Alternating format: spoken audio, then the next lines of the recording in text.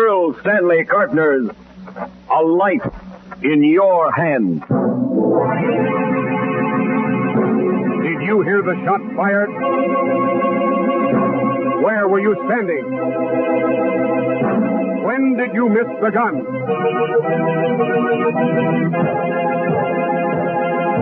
Listen while we place A Life in Your Hands.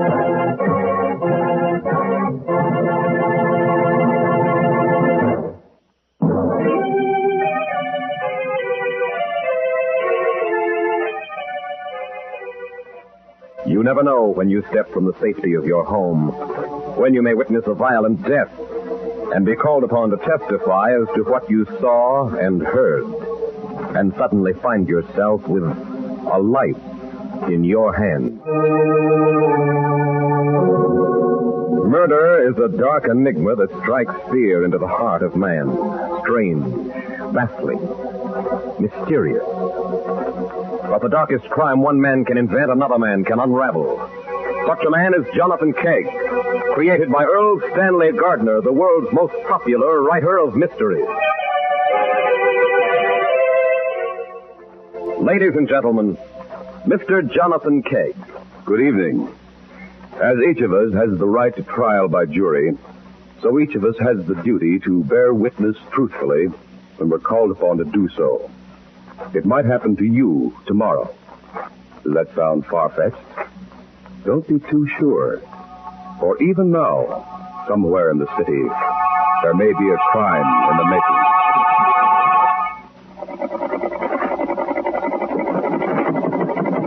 Come in. Door's unlocked. I'm sorry to bother you, Mrs. O'Malley, but I can't find any towels in my room. Oh, my goodness, I believe I did forget to put fresh towels in there. I'll get them for you right away. You like your room? Oh, I just love it. So bright and airy.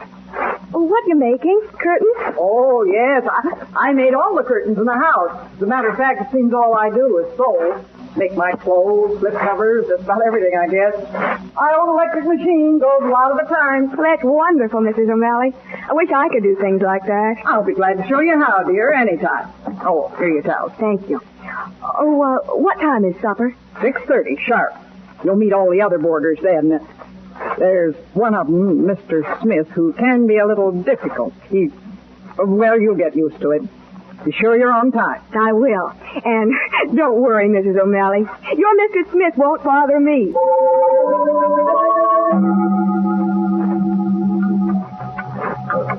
More potatoes, Mr. Cohen? Oh, no, thank you, Mrs. O'Malley. I couldn't eat another thing. Your supper, as usual, was delicious. Oh, thank you. You certainly know the way to a man's heart, Hilda. Too bad the late Mr. O'Malley isn't still here to enjoy such wonderful foods, isn't it?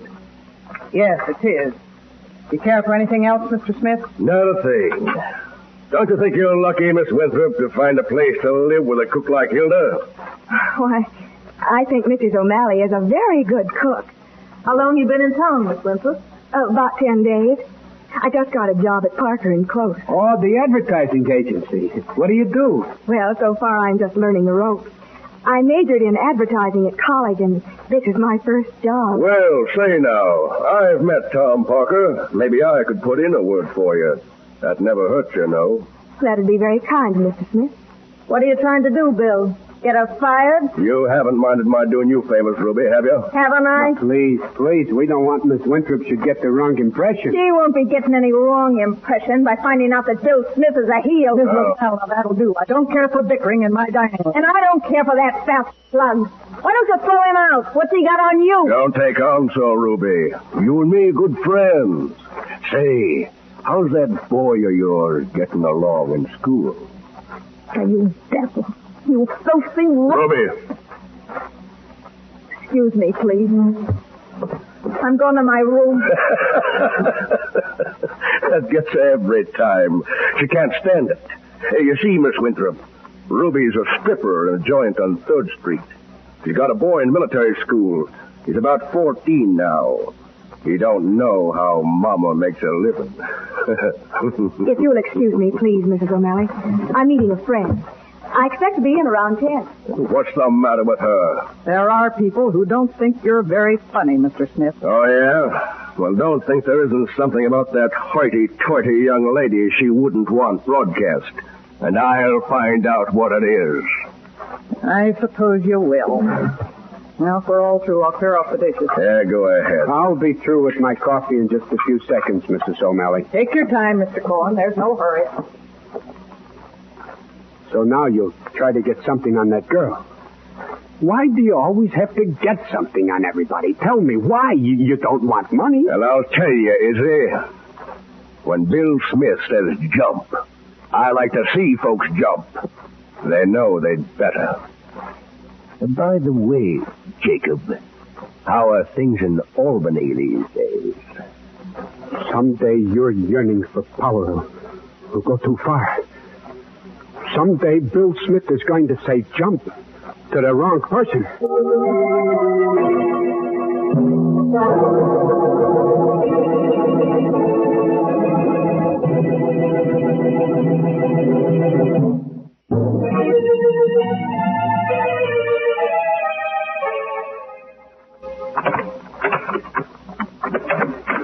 Why so quiet? It's only a little after 10. I don't want to make a bad impression on my landlady the first night. She's still up. I can hear the electric sewing machine going. If you never get in later than this, you'll be a star boarder. Say, how do you think you're going to like your new job? Give me a chance, Bruce. I've hardly started. Well, I know I'm going to like having you work there. Now, how could you know that? We only met day before yesterday. Don't worry, I know. Kiss? Oh, Bruce, no. Don't be like that. Oh, no. Come here. Wait, did you hear something? All I hear is the music that sings in my ears when I'm with you. Oh, be serious. It sounded like a shot. Probably a car backfiring. Forget it. How about that kiss, baby? Now, stop it, Bruce. I hardly knew you. Well, looks like you kids are having fun. Mrs. LaSalle, I didn't know you were here. Obviously. Don't mind me, kid. What are you doing up this late? Late? I'm just going out to work. Hey, what's that? Murder! He's been shot! Izzy, what are you yelling about? What's going on out there? What's all the noise about? It's Smith. Call the police. Somebody killed him.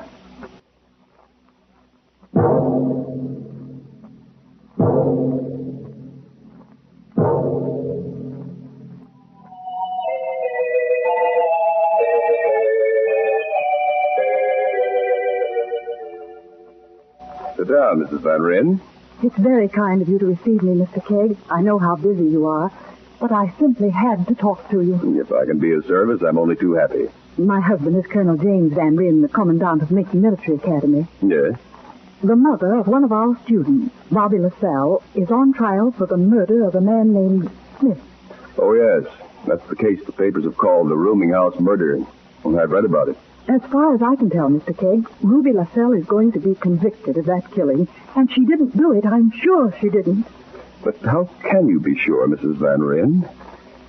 As I recall, the murder was committed with her gun, and she had plenty of motive. That's just it, Mr. Kegg. The motive.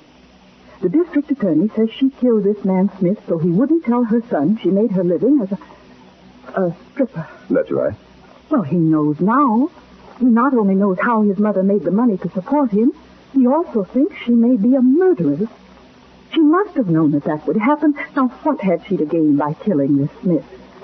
People do many strange things under emotional strain, Mrs. Van Ryn. I've met her, Mr. Kegg. She's been to the school several times. She may not have had all the educational advantages in the world. She may not earn her living in the most conventional way, but I'd swear that she's a good woman, not a murderer. Please help her.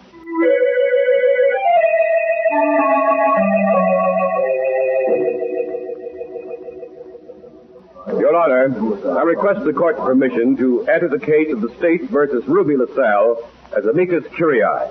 Why, Mr. Kegg? Are there facts of which the court is not aware? I have been persuaded that is possible, Your Honor. What facts? I don't know yet, Your Honor.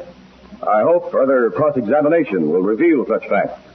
I'm afraid the court cannot grant your request on that basis, Mr. Kegg. If the court please, the State has urged that Ruby LaSalle killed William Smith in order that her son would not discover how she earned her living. And to strengthen this argument, It has shown how for years Ruby has struggled and sacrificed to provide for that son. In the light of that struggle, and for the sake of that son, let us leave nothing undone to find the truth. Looks to me a little like a fishing expedition, Mr. Kegg. But in view of the many services you have rendered this court, I will permit it. Ladies and gentlemen of the jury, Mr. Kegg is very well known for his ability to learn the truth through cross-examination. As amicus curiae, he will serve neither the prosecution nor the defense. He will seek the truth, no matter whom it helps or hurts. You may proceed, Mr. Kegg. Thank you, Your Honor.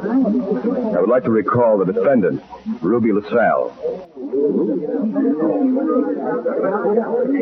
Mrs. LaSalle, it has been established that William Smith was killed with a .25 caliber automatic pistol which belonged to you. Where did you keep that gun?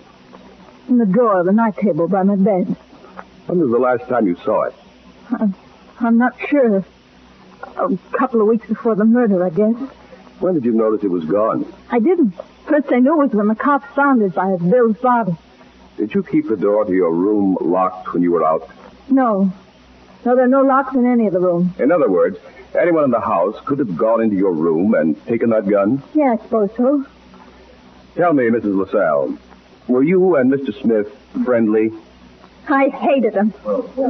Yet it has been testified that you went out with him on several occasions.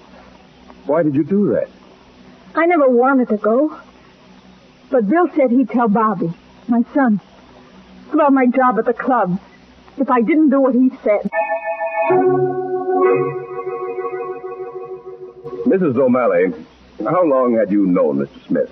For over 30 years, Bill and my late husband used to travel for the same company. How long ago did he come to live at your boarding house? About 12 years ago. When Mr. O'Malley died, I took the insurance money and bought the house. Mr. Smith was my first boarder.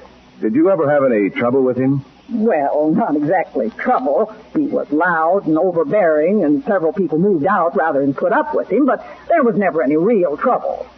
Where were you when the shot was fired? I was in my room sewing. Did you hear the shot? No, the sewing machine was making a good deal of noise. The first thing I heard was Mr. Cohen shouting.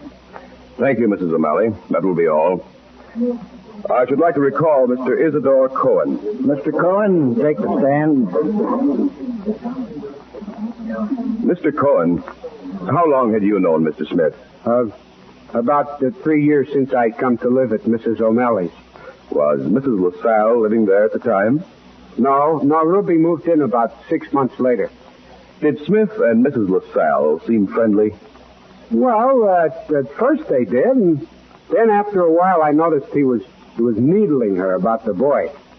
Needling? Please explain what you mean, Mr. Cohen. Oh, he'd say stuff like this. Wouldn't Bobby be proud if he knew Mama was a stripper? You know the kind of thing.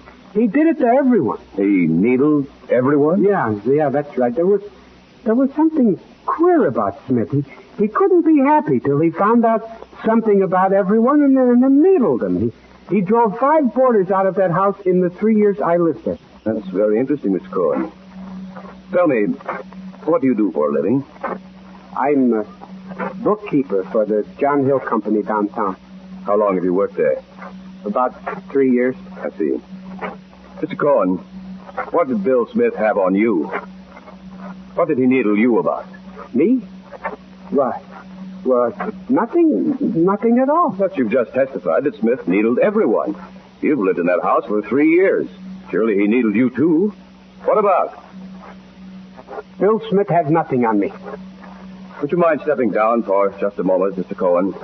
I would like to recall Mrs. LaSalle for a few questions. Mrs. LaSalle, you've heard what Mr. Cohen has said about Smith's habit of needling people. In your opinion, is that the truth? That's right. Do you recall what particular remarks he would make to Mr. Cohen that seemed to upset him? Well, when Bill would get on his, he usually made some crack about Albany. Albany? Did he ever say anything else? Oh, I don't... Yeah, sometimes he called him Jacob. That'd really drive Cohen wild. Thank you, Mrs. LaSalle. That is all. Now, Mr. Cohen, will you please return to the stand? Well, Mr. Cohen, suppose we were to investigate in Albany for someone named Jacob, who probably got into some sort of trouble about 3 years ago. That's when you came to live at Mrs. O'Malley. What do you think we'd find? What did Smith have on you? I told you, he... Oh, what's the use? You'll find out anyway. My real name is Jacob Baum, and I'm wanted in Albany for embezzlement. Smith found out about it somehow. Did he try to blackmail you? No, that was the crazy part of the guy. He just needled all the time. Where were you when the shot was fired? I was in my room reading. And what did you do? Well, I listened for a minute, and I went out in the hall. Smith's door was ajar. I looked in the room, saw him lying dead. Then I yelled for help. When you listened after the shot, what did you hear? I didn't hear anything. Not anything? No, I don't think so. But then with that sewing machine going in Mrs. O'Malley's room, I probably wouldn't have heard anyone who was trying to be quiet. I see. And how long after the shot did you go out into the hall? Mm-hmm. Oh, it must have been about a minute, maybe. I wasn't sure it was a shot, and I debated a while before I went out. That's all. Your Honor, 2 facts have been brought out that indicate we need further witnesses. The court will call anyone you want, Mr. Kegg, and that person must testify. Jonathan Kegg is about to call as witnesses 2 people who had absolutely no connection with the crime, except that they happened to be in a certain place at a certain time. If one of the next witnesses were you, could you recall what you have heard? Your responsibility would be great, for you would hold a life in your hands.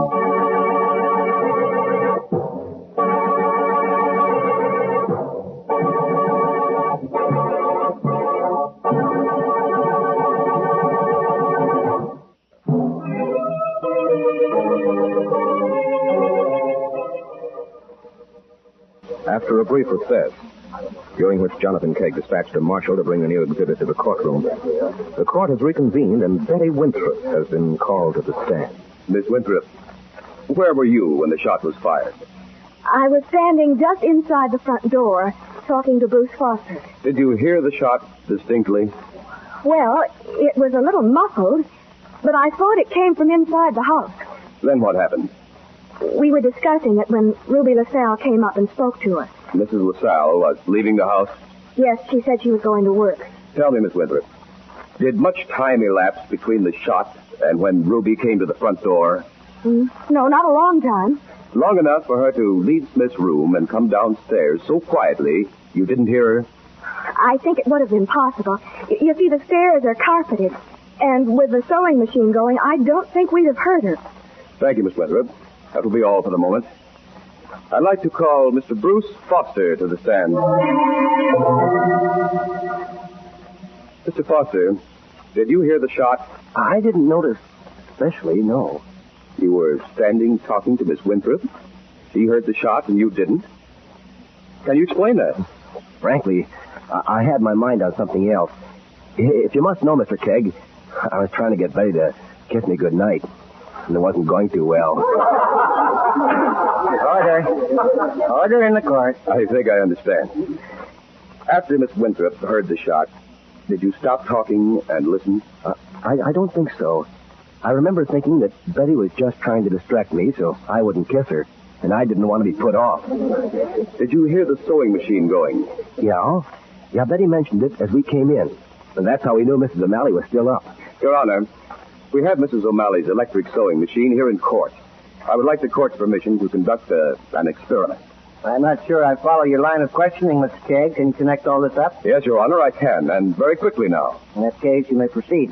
Bailiff, will you connect that machine to an outlet? And while that's going on, I'd like Mrs. O'Malley to identify this machine. Mrs. O'Malley, will you please step forward and identify the sewing machine? Well, I must say things have come to a pretty pass when people go and take your sewing machine right out of your room. Is that your machine, madam? Yes, it is. How do you operate the machine, Mrs. O'Malley? You press this lever here with your knee. See? Thank you, Mrs. O'Malley. You may sit down. Now, Mr. Foster, I want you to listen as I turn on this machine. Is that the sound you heard that night? Yeah, I think so. It was upstairs, of course, but that's what it sounded like. Now, did it go off and on like this?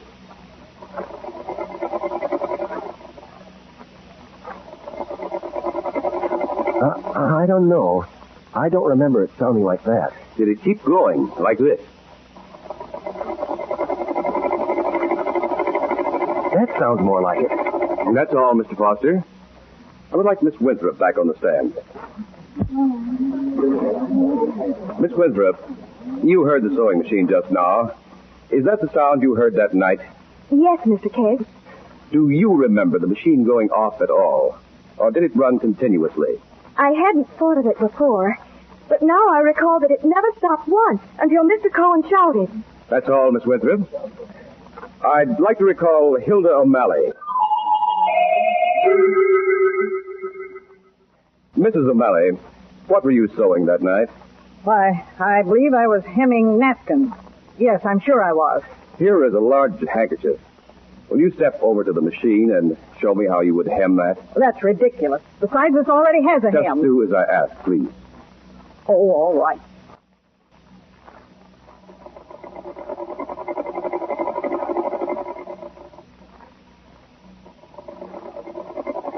That's fine, Mrs. O'Malley. When you put in a hem, you run one edge through the machine, then stop and start another edge. Is that correct? Yes, I guess so. What sort of hem were you putting in a napkin that kept that machine going continuously for 5 minutes? It didn't go for 5 minutes. They're lying. We know Bill Smith had to have a club over everyone he knew. What did he have on you? He didn't have anything on me. How much rent did he pay? I don't remember. You don't remember because Bill Smith didn't pay any rent. He had a tremendous hold over you, Hilda O'Malley. So you tied that knee press back so the sewing machine would run and went into his room and shot him with the gun you stole from Ruby LaSalle. What did he have on you? It isn't true. It's a plot. I'm so confused. How did the late Mr. O'Malley die, Hilda? You're a devil. You know everything. All right. I killed Bill Smith. He deserved it. My husband was drunk one night, and by mistake he took a dose of arsenic we used around the garden. Bill was there at the time. He advised me not to say anything so there'd be no complications with the insurance. When the doctor finally got there, he thought it was a natural death. And Bill plunged off me, threatening to have the body exhumed. I'm glad I killed him. Order in the court. Mr. Kegg, I would be interested in knowing how you arrived at the truth. 3 people could have killed Smith, Your Honor. We knew the motives of Mrs. LaSalle and Mr. Cohen. Neither seemed strong enough to lead to murder. I didn't know if Hilda O'Malley had a motive, but I felt she must have had one. I'm not sure I follow you. Bill Smith made a point, almost a fetish, of knowing something about everyone with whom he was associated. Something they wanted to hide. It was almost a mathematical certainty that he knew something of that kind about Hilda. I see. Now, look at the timing. Smith came to live at Hilda's boarding house right after her husband died. It seemed possible that Hilda's guilty secret was connected with the death of her husband.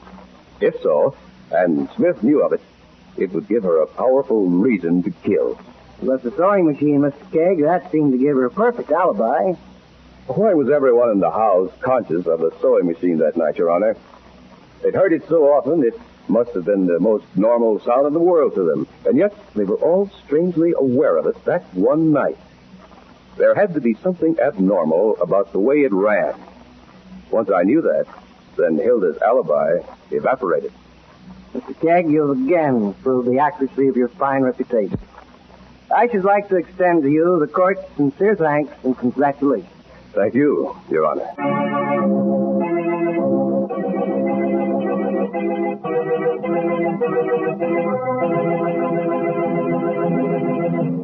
A most interesting line of reasoning, Mr. Kegg. Thank you, Mr. Wallace. Thank you. Good night. Good night, Mr. Kegg.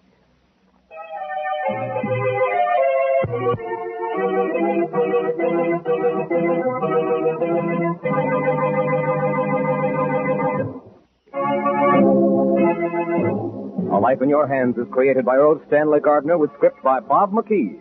The program is produced by Jack Simpson and directed by Homer Heck with musical effects by Adele Scott. Jonathan Kegg is played by Ned Lefevre. This is Myron Wallace inviting you to be with us next week. This is NBC, the national broadcasting company.